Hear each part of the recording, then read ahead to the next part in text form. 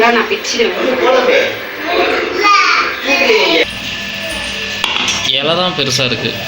ஆமாம், எனக்கு தெரியும். இல்லை, எதையுமே மறக்கக்கூடாதுல்ல. நாங்கள் உள்ள நுழையும் போது அருவாமனை தான் உட்காந்துருந்தாங்க. அந்த அண்ணி தானே அத்தை கூப்பிடக்கூடாது. அத்தை அத்தை தட்டு கையில தை இந்த தட்டு போதுமா? கிச்சன் இப்போதைக்கு க்ளீனாக இல்லை. Hi friends, welcome to Vismaya குடில். இன்றைக்கி வந்து ஒரு vlog தான் பார்க்க போகிறோம். ஸோ நாத்தனார் கொடுமை வந்து எப்படி இருந்தது அப்படின்னு சொல்லி இந்த வீடியோவில் பார்க்க போகிறீங்க. அதுக்கு முன்னாடி ஒரு ரிக்வெஸ்ட்டு, நீங்கள் வந்து அசைவ பிரியராக இருந்தீங்க அப்படின்னா இந்த vlog-ஐ வந்து கண்டினியூ பண்ணுங்கள். நான் வந்து பியோர் வெஜிடேரியன் அப்படின்னா இந்த vlog-ஐ வந்து இந்த இடத்துலையே ஸ்கிப் பண்ணிவிடுங்க. ஏன்னா அது வந்து உங்களுக்கு இதில் ஃபுல்லுமே வந்து நிறைய நான்வெஜ் மெனூஸ்லாம் வரப்போகுது. ஸோ அசைவ பிரியர்களுக்கு இந்த vlog முடிஞ்சதுக்கு அப்புறமா பயங்கரமாக பசிக்கும், அதுக்கு வந்து நான் கேரண்டி. என்ன நாத்தனார் கொடுமை அப்படின்னு பார்த்தீங்கன்னாக்கா, எங்களை வந்து ஒரு விருந்து அப்படின்னு சொல்லிட்டு என்ன நாத்தனார் வீட்டில் வந்து கூப்பிட்ருந்தாங்கங்க. ஓகே விருந்து, ஓகே ஒரு புது கல்யாணம் ஆனவங்களுக்கு ஒரு விருந்து அப்படின்னு சொல்லி கூப்பிட்ருந்தாங்க. சரி போகலாம், போயிட்டு சூப்பராக நாத்தனார் சமைக்கிறத எல்லாம் சாப்பிட்டுட்டு வரலாம் அப்படின்னா, அங்கே போனதுக்கு அப்புறமா ஒன்றுமே என்னோடய நாத்தனார் செய்யலை. எல்லாத்தையும் வந்து நான் தாங்க செஞ்சேன். அன்றைக்கி எத்தனை ஐட்டம் இருந்ததோ எல்லாத்தையும் என்ன செய்ய வச்சுட்டாங்க. கண்டிப்பாக வந்து அது ஒரு அன்பு கட்டளை தான். நான் வந்து டைட்டில் வந்து அப்படி போட்டிருந்தேன், நாத்தனார் கொடுமை அப்படின்னு சொல்லிட்டு. ஸோ ஒரு அன்பான கொடுமை அப்படின்னு வச்சுக்கோங்களேங்க. ஏன்னா டெய்லி நானே சமைச்சிட்டு அன்னைக்கு போய் ஓகே யாராவது சமைச்சு சாப்பிட்லாம்ப்பா அப்படின்னு போகிறப்ப இன்னைக்கு நீ எல்லாமே நீ தான்ப்பா செய்யணும் அப்படின்னு சொல்லிட்டாங்க. ஸோ அவங்களோட பேச்சை வந்து என்னால் மீற முடியல. அதில் இருக்கிறதுலே பெரிய கொடுமை என்னன்னு பார்த்தீங்கன்னா, அருவாமனை யூஸ் பண்ண வச்சது. எனக்கு அருவாமனை யூஸ் பண்ணி பழக்கமே கிடையாதுங்க. ஒரு கறித்துண்டை வந்து நான் வெட்டுறதுக்கு பார்த்தீங்கன்னா அந்த அருவாமனை தலையை தூக்கிட்டு வந்துட்டே இருந்தது. ஸோ அது வந்து என்னால் சுத்தமாக முடியாத ஒரு விஷயம். நான் இதுக்கு முன்னாடியே அங்கே போய் சமைச்சிருக்கேன். ஆனால் வந்து நான் போகிறேன் அப்படின்னாலே ஒன்று கத்தி வாங்கி வச்சுருவாங்க, இல்லை எல்லாமே வந்து கட் பண்ணி வச்சு அந்த மாதிரிலாம் ஹெல்ப்லாம் பண்ணுவாங்க. ஸோ இன்றைக்கி வந்து என் ஹஸ்பண்டுக்கே வந்து ஷூட் பண்ணுறப்ப வந்து செம சிரிப்பு வந்துடுச்சு. என்ன பண்ணிக்கிட்டு இருக்க நீ அருவாமனையில் அப்படின்னு சொல்லிட்டு, ரொம்ப நேரமாக நீயும் ட்ரை பண்ணுற ஒன்றும் நடக்க மாட்டேங்குது அப்படின்னு சொல்லிட்டு. இதில் வந்து எனக்கு நிறைய டைம் வேஸ்ட் ஆனது. ஸோ மட்டன் வாங்கிட்டு வந்ததுக்கு அப்புறமா வந்து எல்லாத்தையுமே வாஷ் பண்ணி வச்சிட்டு இருந்தேன். இஞ்சி பூண்டு விழுதுங்க.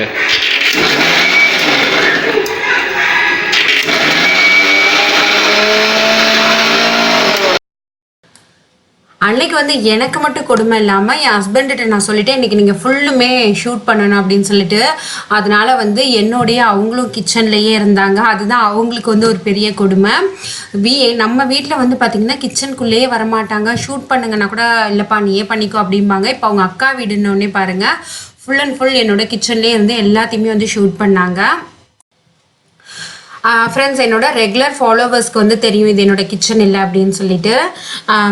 இது வந்து என்னோட நாத்தனாரோட கிச்சனால கொஞ்சம் கச்சன்னு இருக்குது. அதை ஒரு நாள் பட்டி டிங்கரிங்லாம் பார்க்க வேண்டிய வேலை இருக்குது. நான் சொல்லியிருக்கேன், என்ன இப்படி கிச்சன் வச்சுருக்கீங்க, உங்களுக்கு வந்து ஒரு நாள் சரி பண்ணி கொடுக்குறேன் அப்படின்னு சொல்லிட்டு. அவங்களும் வந்து எனக்கு எல்லாமே அரேஞ்ச் பண்ணி கொடுன்னு சொல்லியிருக்காங்க. அது பாசிபிள் அப்படின்னா நான் அது இன்னொரு வீடியோ வந்து போடுறேன். நான் வந்து எப்போதுமே பூண்டை உரிச்சிட்டு அதோட தோலை உரிச்சிட்டு தாங்க வந்து அரைப்பேன். பட் என்னோட நாத்தனார் வீட்டிலலாம் பார்த்தீங்கன்னா இஞ்சி மட்டும் தோலை வந்து உரிச்சிட்டு அப்படியே பூண்டை வந்து தோலோடையே போட்டு அரைச்சிடுறாங்க. நான் என்ன இப்படி பண்ணுறீங்க அப்படின்னு சொல்லி கேட்டிருந்தேன். இல்லை இது பண்ணலாம், ஒன்றும் ப்ராப்ளம் இல்லைன்னாங்க. அன்றைக்கி வந்து ஒரு 15 பேர் மாதிரி சமைச்சிருந்தோம். ஸோ அதுக்கப்புறம் ஓகே இனிமேல் நம்ம உட்காந்து பூண்டு உரிக்கிறதுக்குள்ள மத்தியானம் ஆயிடும், அதனால இன்னைக்கு ஒரு நாள் இப்படியே போட்டுடலாம் அப்படின்னு சொல்லி தான் வந்து அதை அப்படியே போட்டு அரைச்சிட்டு இருக்கேன்.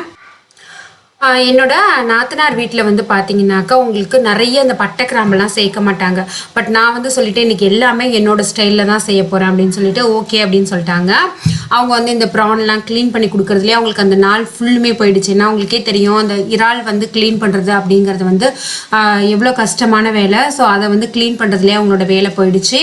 நான் வந்து எண்ணெய் ஊற்றிட்டு பட்டை கிராம்பு தாளிச்சிட்டு வெங்காயம் தக்காளி பச்சை மிளகாய் இதெல்லாம் போட்டு வதக்கிட்டு இஞ்சி பூண்டு விழுதும் போட்டு வதக்கிட்டு அவங்களுக்கு கொஞ்சோண்டு மஞ்சத்தூள் போட்டுட்டு கறியெல்லாம் எடுத்து போட்டு சூப் எடுத்துட்டேன். குழந்தைங்கள்லாம் வந்து சூப்பு குடிப்பாங்க, பாப்பாலாம் நல்லா சூப் குடிப்பான். அதனால அந்த கறி சூப் எடுத்து கொடுத்துடலாம் அப்படின்னு சொல்லிட்டு ஃபஸ்ட்டு வந்து அந்த சூப்புக்கு வந்து ரெடி பண்ணேன்.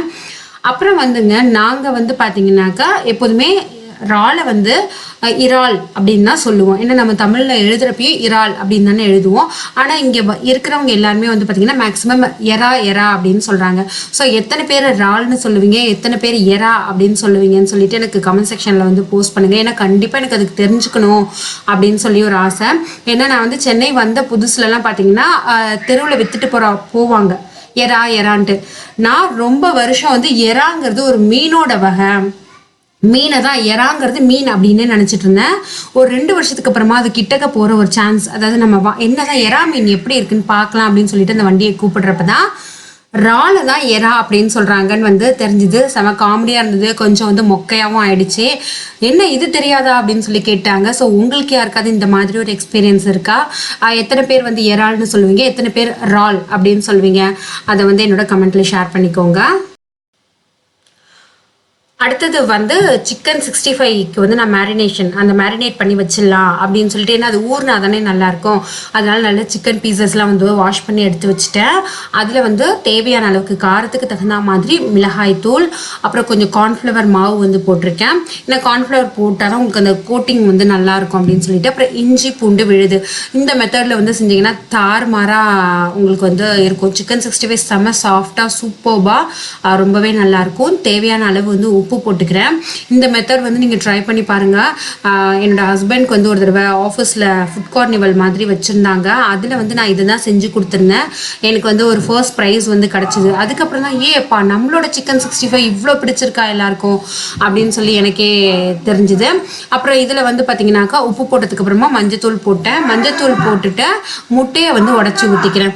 ஏன்னா முட்டை உடச்சி ஊற்றுறப்பையும் பார்த்தீங்கன்னா உங்களுக்கு அந்த கார்ன்ஃப்ளவரோட சேர்ந்துட்டு அது நல்லா அப்படியே கூட்டாகிறதுக்கு ரொம்ப சூப்பராக இருக்கும். உங்களுக்கு சிக்கன் 65ம் செம்மையாக வரும்.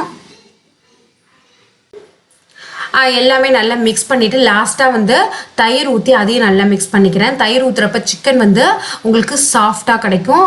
லாஸ்ட்டாக அடுத்தது எலுமிச்சம்பழம் அதையும் வந்து புழிஞ்சு ஊற்றி நல்ல சூப்பராக பிசைஞ்சு வச்சு ஒரு 1 மணி நேரம் 1.5 மணி நேரம் கழிச்சு எண்ணெயில் போட்டு எடுத்தோம்னா சும்மா தாறுமாறாக இருக்கும். அவ்வளோ சூப்பராக இருக்கும்.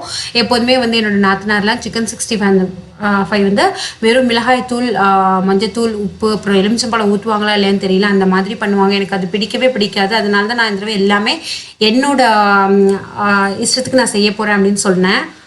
ஃப்ரெண்ட்ஸ், மட்டன் சூப் வந்து எடுத்துகிட்டு குழந்தைங்களுக்கெல்லாம் கொடுத்தாச்சு. ரொம்பவும் நம்ம சூப் எடுக்கக்கூடாது, எடுத்தோன்னா வந்து டேஸ்ட் கம்மியாயிடும். ஸோ இந்த மாதிரி கொஞ்சம் எல்லோரும் நிறைய பேர் இருந்தாங்கல்ல, ஸோ ஒருத்தவங்களுக்கு கொடுத்துட்டு ஒருத்தவங்களுக்கு கொடுக்காம இருக்க முடியாதுன்னு சொல்லிட்டு குழந்தைங்களுக்கு, ஹஸ்பண்டுக்கு, குழந்தனார் வந்திருந்தாங்க, அவங்களுக்கெல்லாம் மட்டும் கொடுத்தாச்சு.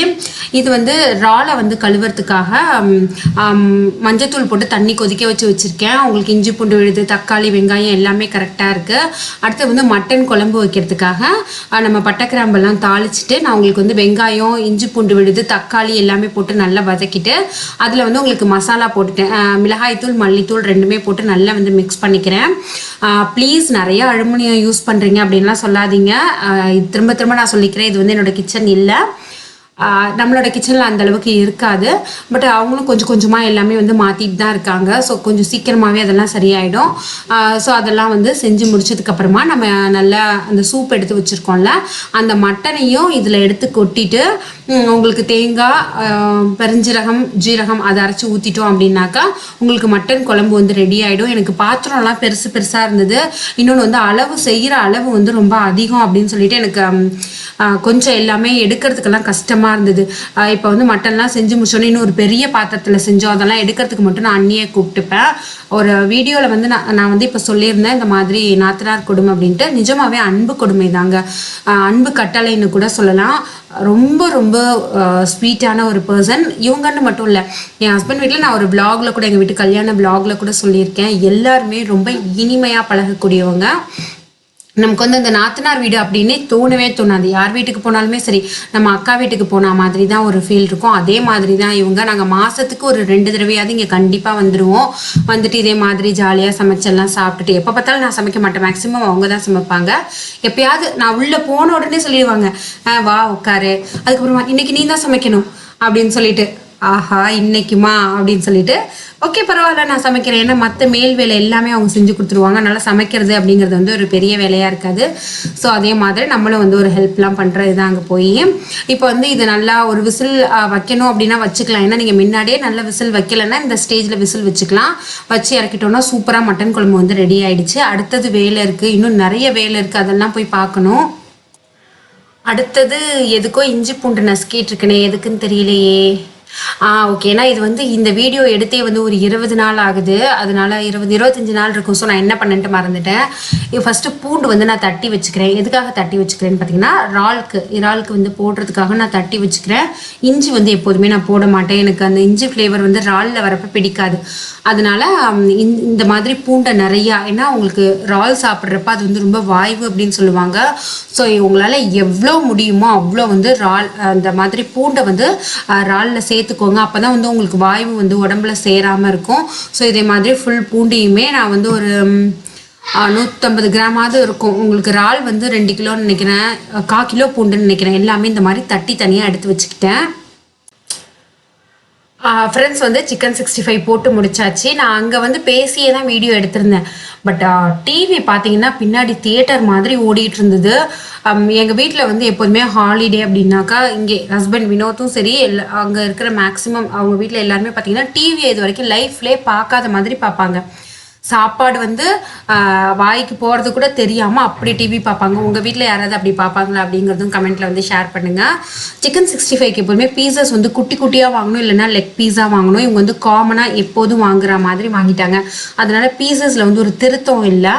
அடுத்தது வந்து மீன் வந்து உங்களுக்கு பார்த்தீங்கன்னாக்கா அதையும் வறுக்க போகிறேன். மீன் வந்து ஆல்ரெடி நான் வந்து எப்படி மேரினேட் பண்ணேன்ட்டு இப்போ வரும் உங்களுக்கு வீடியோவில். ஸோ அதையும் வந்து வறுத்து எடுத்துப்பாங்க. நான் எப்போதுமே வந்து தோசைக்கல்லில் போட்டுட்டு இருந்தேன். பட் இப்படி சாப்பிட்றதும் கொஞ்சம் நல்லா தான் இருக்கு. மீன், இறால், சிக்கன், மட்டன் எல்லாமே வந்து கழுவி கொடுத்துட்டாங்க எனக்கு. அதனால தான் கொஞ்சம் ஈஸியாக இருந்தது வேலை.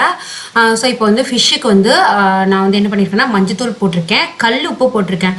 அவங்களுக்கு கல் உப்பு போடுறப்ப தான் வந்து நல்லாயிருக்கும். ஸோ அதனால் கல் உப்பு வந்து போட்டிருக்கேன். மிளகாய்த்தூள் பார்த்தீங்கன்னா வேறு சில பொருள் கூட இதில் சேர்த்து அரைச்சிருக்காங்க. இந்த குழம்பு மிளகாய்த்தூள் சொல்லுவோம்ல அந்த மாதிரி அரைச்சி வச்சுருக்காங்க. நான் வந்து பிளெயின் மிளகாய்த்தூள் போடுவேன். ஸோ இதில் வந்து மல்லி, மிளகு இந்த மாதிரி சில பொருள்லாம் ஆட் பண்ணியிருக்காங்க. அடுத்தது வந்து கொஞ்சோட எலுமிச்சம்பழம் ஜூஸ் ஊற்றி இதை நல்ல பேஸ்ட் மாதிரி பண்ணி வச்சுக்கணும். நம்ம வந்து மீனையும் போட்டு இதிலே மிக்ஸ் பண்ணிட்டோன்னு வச்சுக்கோங்களேன், ஒரு இடத்துல மீனில் அந்த சாந்து ஒட்டும், ஒரு இடத்துல ஒட்டாது. அதனால் இந்த மாதிரி பேஸ்ட் மாதிரி பண்ணி ஃபுல் மீனையுமே நான் அதில் வந்து நினச்சிட்டு பக்கத்தில் ஒரு 1 hour வந்து ஊற வச்சுட போகிறேன்.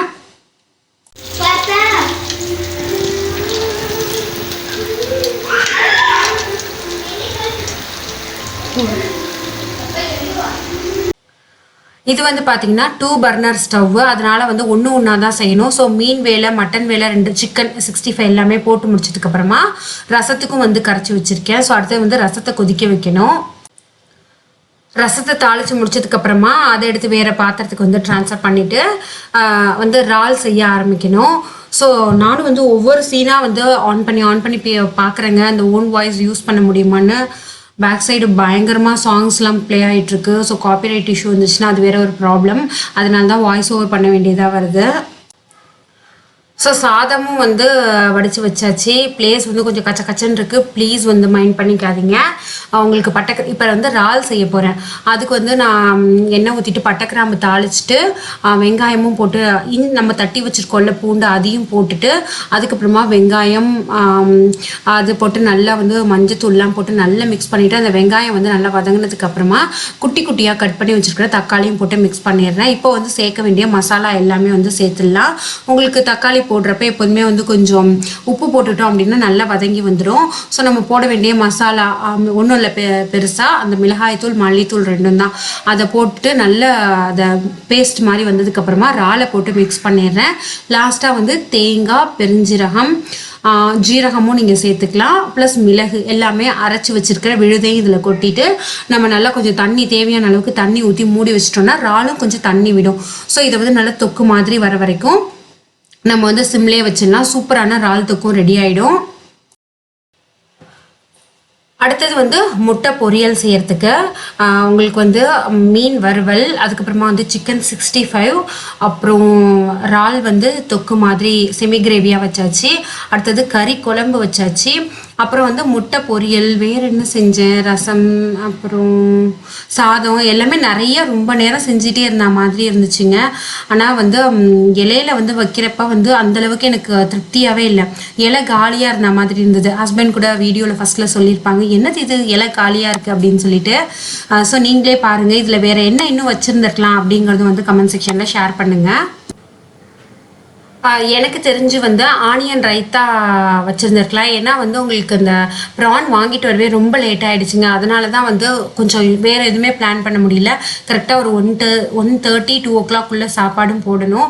அதனால் வேறு எதுவுமே பிளான் பண்ண முடியல. ஹஸ்பண்ட் சொன்னாங்க, என்ன ரொம்ப நேரமாக நீ சமைச்சிக்கிட்டே இருந்தா, ஆனால் வந்து இலையை பார்த்தனா எம்டியாக இருக்கிற மாதிரி இருக்குது அப்படின்னு சொல்லிட்டு எனக்கு வந்து ஒரு மீன் குழம்பு வச்சுருக்கலாம் அப்படின்னு சொல்லி எனக்கு வந்து தோணுது. ஸோ நீங்கள் வந்து உங்கள் வீட்டுக்கு விருந்துக்கு வந்தாக்கா என்னெல்லாம் வந்து சமைப்பீங்க அப்படிங்கிறத என்னோட ஷேர் பண்ணிக்கோங்க. எனக்கும் வந்து ஒரு ஐடியா கிடைக்கும். இந்த கமெண்ட்டை படிக்கிறவங்களுக்கும் ஓகே இதெல்லாம் ட்ரை பண்ணலாமா அப்படின்னு சொல்லிட்டு ஒரு ஐடியா கிடைக்கும். ப்ளஸ் அதே டயத்தில் குயிக்காக வந்து நிறைய மெனு வைக்கணும்னா என்னெல்லாம் வைக்கலாம் அதையும் வந்து மறக்காமல் ஷேர் பண்ணுங்கள். இந்த வீடியோ வந்து உங்களுக்கு பிடிச்சிருக்குன்னு நினைக்கிறேன். வீடியோ பிடிச்சிருந்தா லைக் பண்ணி ஷேர் பண்ணுங்கள். ஸோ கண்டினியூ பண்ணுங்கள் உங்களோட சப்போர்ட்டை விஸ்மயா குடிலுக்கு. இதே மாதிரி இன்னொரு வீடியோவில் மீட் பண்ணலாம். திரும்பவும் சொல்லிக்கிறேங்க, நாத்தனார் கொடுமைங்கிறது வந்து ஒரு அன்பு கட்டளை தான், அது வந்து கொடுமை கிடையாது. ஸோ எல்லோரும் ரொம்ப ரொம்ப ரொம்ப இனிமையானவங்க. ஏன்னா என்னோட நாத்தனார் யாராவது ஃபர்ஸ்ட் பார்த்துட்டு லாஸ்ட்டு பார்க்கலன்னா நீ என்ன இப்படி சொல்லியிருக்க அப்படின்னு சொல்லி கேட்டக்கூடாது இல்லையா? அதனால் வந்து 2 தடவையும் சொல்லிக்கிறேன். அப்படியே கேட்டாலுமே சிரிச்சுக்கிட்டே ஜாலியாக தான் அதை எடுத்துப்பாங்க. இருந்தாலும் சொல்ல வேண்டியது என்னோட கடமை. ஸோ தேங்க்யூ ஃப்ரெண்ட்ஸ், பாய். இவ்வளோ நேரம் பொறுமையாக இந்த விலாகை பார்த்ததுக்கு. இன்னொரு விலாகில் நம்ம மீட் பண்ணலாம், இல்லை இன்னொரு யூஸ்ஃபுல்லான வீடியோவோட உங்களை நான் மீட் பண்ணுறேன். தேங்க்யூ ஃப்ரெண்ட்ஸ், பாய்.